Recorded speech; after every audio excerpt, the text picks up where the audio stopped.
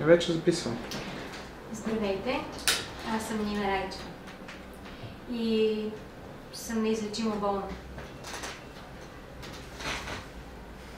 От известно време. Лекарите нямат лечение за това, от което съм болна. И затова реших, че всъщност когато си болен с този вирус, с който аз имам и нося, той не ти дава мира. Искат да те накара да го разпространиш. И аз реших да го направя. Искам да заразя много хора с вируса, с който съм болна и имам нужда от вашата подкрепа да го направя. Вирусът се нарича вирусът на щастието. Аз съм първият консултант по щастие в България, вече от години заразявам хората с щастие. И веднъж заразени, щастието остава трайно в нас.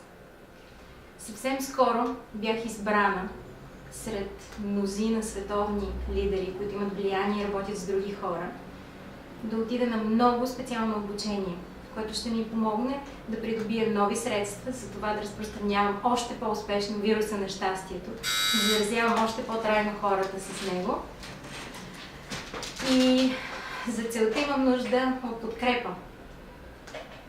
Искам много хора да бъдат заразени. Ако искате да разберете как, ако искате да станете агенти на щастието, ако искате да го разпространите и вие, моля ви, споделете видеото, отидете на моя уебсайт, който ще бъде написан на края на видеото.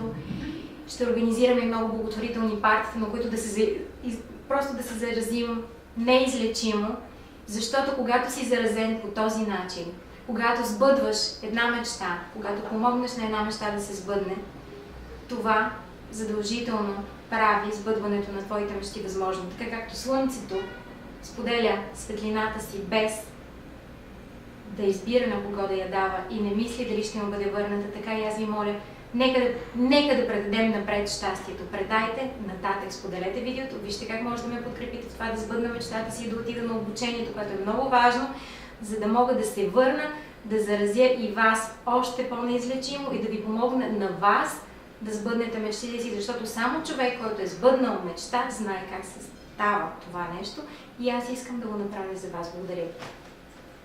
Супер! Само, че беше много шумно, така че ще я пак. Да. Много шумно е да имате извън, което малко те разконцентрира. Нищо.